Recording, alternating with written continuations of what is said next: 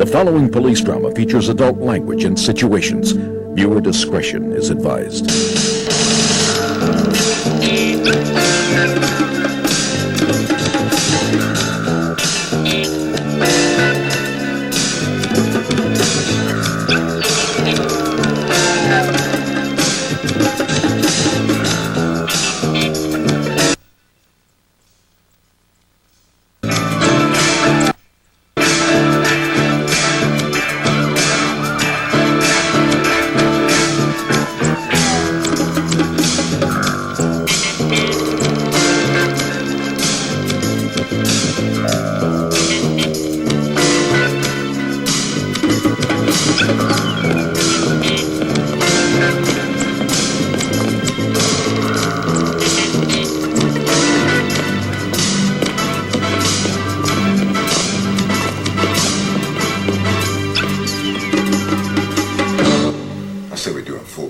Teach this asshole a lesson. No, he's got his little girl in there. You want her dead, Kozlowski? Take my piece. I gotta get inside. You sure you want to do this, bro? We're all that little girl's got. Johnson! This is Detective Hector Garibaldi. I don't have a gun, man. I just want to talk. Don't come any closer, pig! I'll flog her! I swear I'll fucking cabinet her! You don't have to do this, Johnson. Look in your heart, man. That's your flesh and blood you got there. You want to hurt her like you did your wife? Do you, Johnson? I didn't mean to kill her. It was an accident. I loved her so much. Doesn't have to end this way, Johnson. Just put the gun down and let the little girl go. Shut up, man! Just shut up!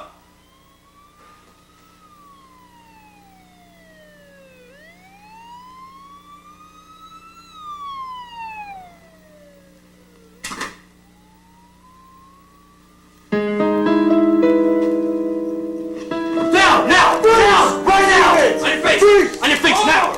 Roll him over! On your face now! Stay down! On your face! Roll him over!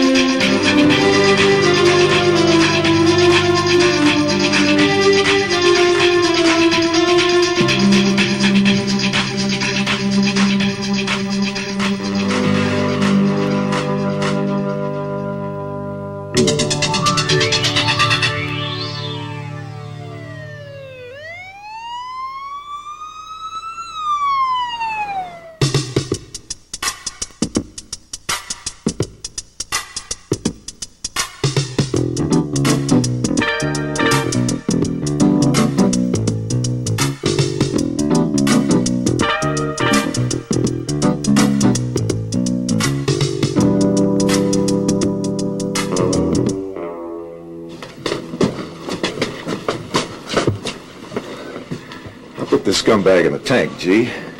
Maybe you want to sing me a couple of bars before they lawyer him up. Come on, you puke, move it!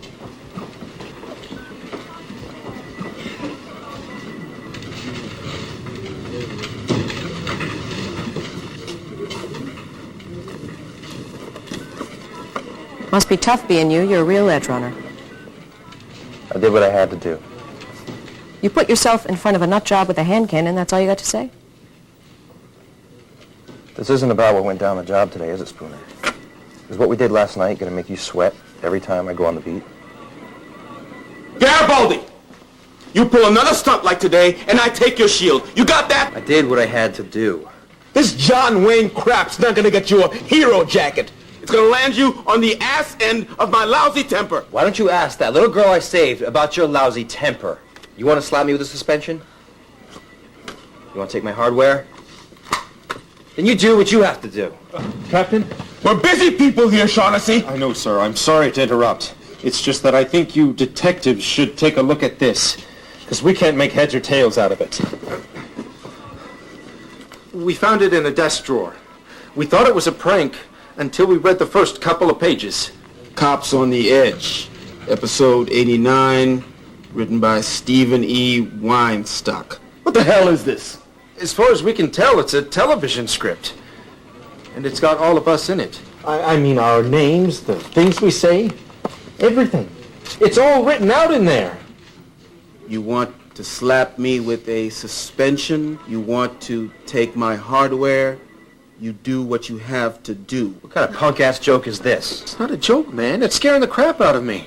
I'm hoping one of you can explain who this Stephen E. Weinstock is, and how he knew what was going to come out of our mouths. Shaughnessy, there are easier ways off the street than hustling a psych suspension. All right, if this is some kind of a joke, then how come I know you two screwed each other last night? You what? How could you? I didn't tell anyone, I swear. She didn't have to tell. It's all written here on page 4. And by the way, you're being an insensitive prick about it. Hey, screw you! You keep up this cockamamie story. I make it my mission in life to see you directing traffic till the day you die. What did you just say? I said screw you, Shaughnessy. Well, if you're such a hard case cop, why didn't you just say F you? What the hell? I bet none of you has ever even used that word before. I mean, we say hell, and screw, and after 10 o'clock we get to say asshole, but no one ever seems to say F. Man, that's some freaky ass shit.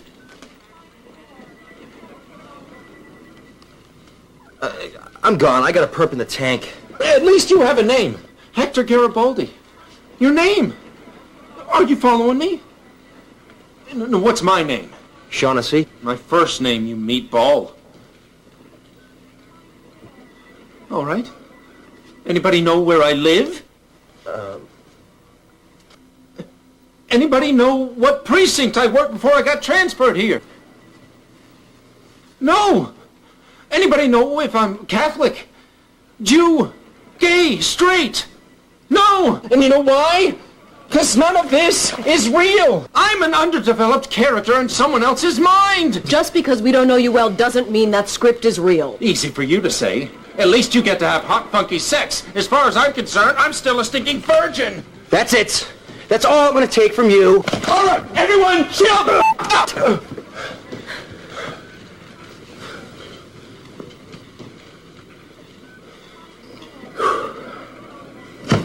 Come back here, you little crap weasel!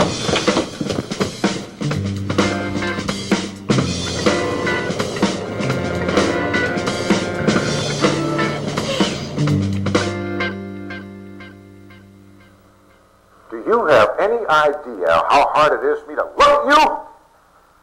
You shot your wife, scumbag. You put a .44 mag in her face and pulled the trigger. Jump made me do it, man. It was the jump. Sorry, man. So damn sorry. I'm sorry, man. I'm so damn sorry. Sorry, don't cut it. You want to do good by your wife, by your kids. You hand over your dealer right now. Sorry, don't cut it. You want to do right by your wife, by your kid? You hand over your dealer right now. Man, that's some powerful drama. This Weinstein guy sure can write. Captain, watch!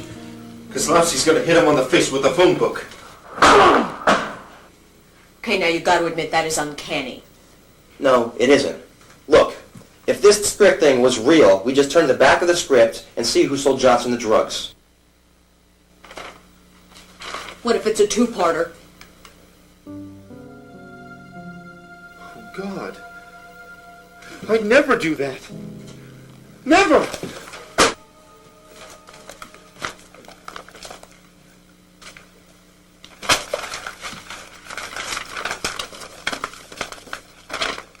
Son of a bitch. It was Shaughnessy. The rookie? No. He stole the drugs from the evidence lockup and put him back on the streets. It says here he'd rather die than go to jail. Back off! I am not a criminal. I don't care what Stephen E. Weinstock says. I am not a drug dealer. You, Stephen E. Weinstock. He's the criminal. You.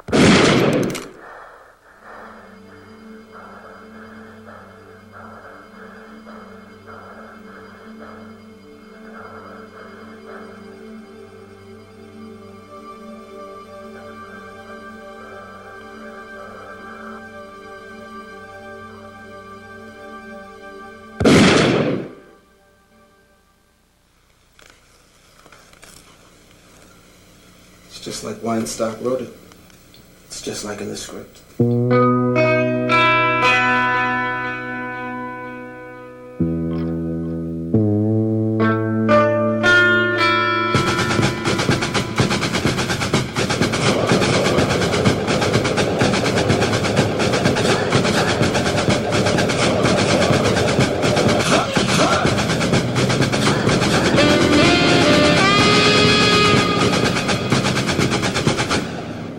Kid freaked, that's all.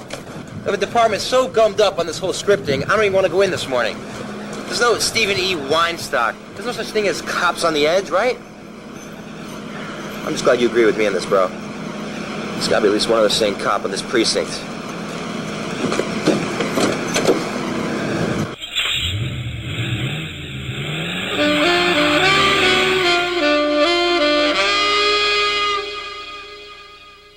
Hector, there's something I gotta tell you. After I saw that kid Shaughnessy shoot himself, it got me thinking about all the crap that's happened to me in the last few years. I mean, it all started with me getting shot in bed with a hooker.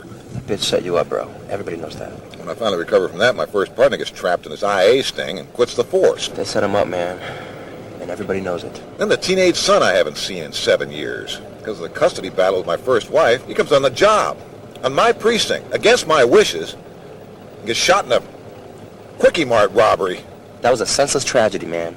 And everybody knows it. So I fall off the wagon and drink myself half to death, only to find love, marriage, and redemption with the same lady public defender I've been butting heads with for 3 years. She was a good woman. Everybody knows that. Those gangbangers shot her right after we had our kid together. So I fall off the wagon, my little baby girl gets taken to a foster home, and my second partner dies of a freak illness that eats him alive for months on end. I mean, first it's cancer, then it's some blood thing, then it's an infection. None of the doctors can pin it down till it finally kills him, and you come in to replace him. You have been through a lot. But you're like a brother to me. And everybody knows that. Can you drop the sensitive tough guy shtick and hear the words that are coming out of my mouth? Do you think it's normal for an everyday Joe to have this much tragedy rain on him for no damn reason? I looked at the calendar. All of these things happened on November or February or May. Every one of them. What's that got to do with anything? It's TV sweeps, man. When they put the most dramatic shows on, so you keep coming back for more. Not you two, bro. No one is writing our lives like that. This is reality, man. Easy for you to say. Not only are you the good-looking, heroic one, by my estimation, you've only been around half a season. Worst thing this Weinstock guy's made you live through is banging Spooner. My life I wouldn't wish on my worst enemy's dog. You're not making any stinking sense. I'm making sense for the first time in my life. Only way my pathetic, screwed-up existence makes any sense is if some coked-up TV writer asshole's making up as he goes so we can get the big ratings. It's all coming together now. The random death and suffering. The fact that you're a spick. They gave you an Italian last name.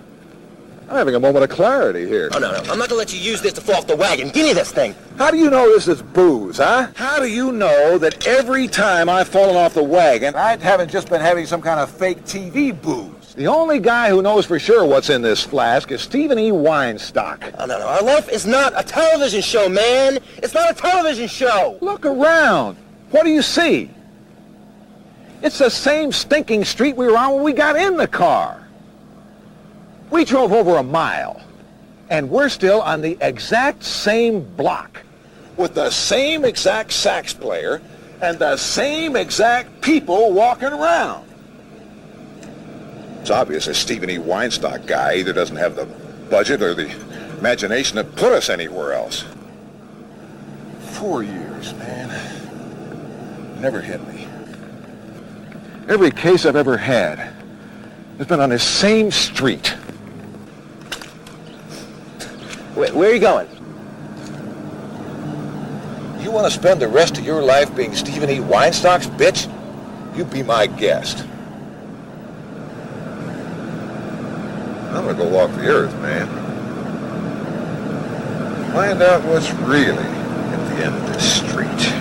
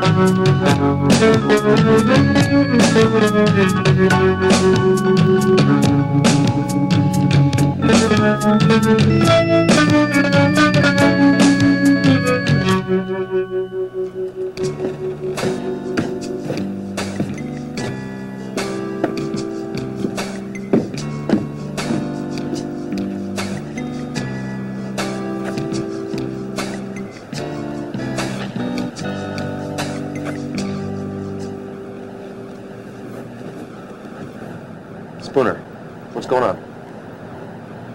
I don't have an apartment. I used to think I did. I keep referring to it in dialogue, but when I actually tried going there... You'd think Stephen E. Weinstock would have had the decency to give a modern working woman a stinking room to hang her hat, but apparently the only time I really exist is when I'm at this cop station relating to men. Like you. You know that's not true. Oh, yeah? Do you know, I have no memory of ever going to the bathroom. We talk about it in a frank and gritty way when we're on stakeout, but I never remember it happening. Don't you get weird on me, Spooner. You have bodily functions. I know it. Because we had sex. And I made a federal case about it because apparently Stephen E. Weinstock thinks women only exist to complicate men's lives. Was I put alone on this earth? If this were a TV show, there'd be cameras and gappers and best boys and all that crap. Maybe this is all in the guy's head. Maybe we're only aware of it after it's been filmed and edited. That's it. You know what we're gonna do? We're gonna go right down to the captain's office and burn that stinking script. Do you understand me? Come on, baby. I need you on this one.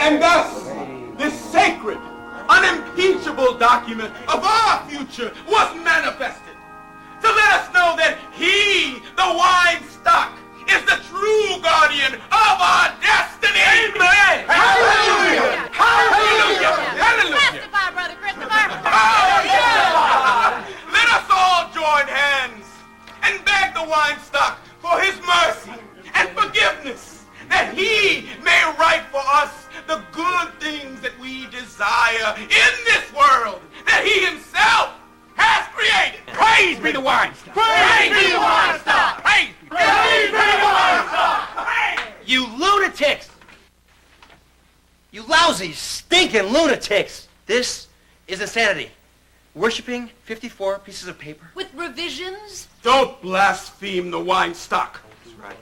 You want to end up like Kozlowski? Amen. Amen. Alcoholic, widowed, divorced, his son dead, amen, his daughter in a foster home. Bad things went down before that script showed up. Acting like a bunch of circus freaks is not going to change anything. Spoken like the good-looking series lead. So arrogant, so full of yourself, just because your name goes first on the credits. But beware, Brother G. The Weinstock has visited his wrath on many others like him. And Cops on the Edge has gone on without them. Amen. Amen. There are many other attractive and magnetic leading men just waiting to get your part. Let us learn humility from the series lead and beg the Weinstock for mercy.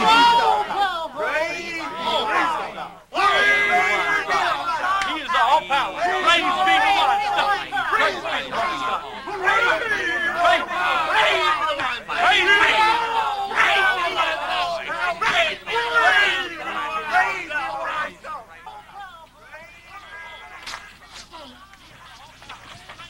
Hey, you're that little girl I see. Shouldn't you be in a foster home? The Weinstock didn't write me one. I have nowhere to go. This Stephen E. Weinstock is a real son of a bitch, you know what I mean? I'm starting to feel really weird inside. Like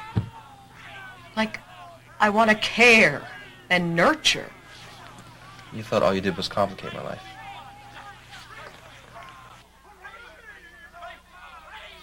We have to get this girl away from those crazies. And the only place I know exists for sure in this world is your apartment. You want to go someplace safe? I want Mommy and Daddy.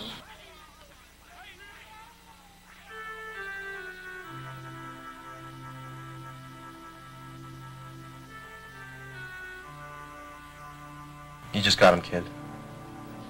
You just got him.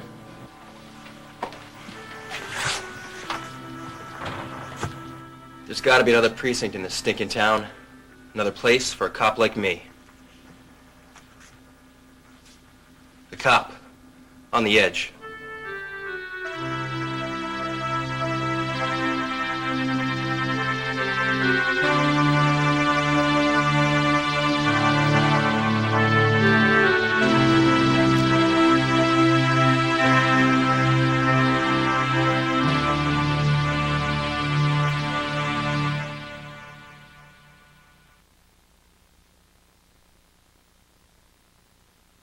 I don't care what the captain says. You send everyone. Everyone! Coming this fall from Stephen E. Weinstock, the creator of Cops on the Edge, Lawyers on Welfare, and Doctors in Heat. Garibaldi on the prowl. He's a one-man precinct fighting for what's right with an extreme prejudice that could only come from the mind of Stephen E. Weinstock. I'm out of order. You're out of order. This entire courtroom is out of order. Garibaldi on the prowl. You are tearing this precinct apart! You have the right to stay tuned.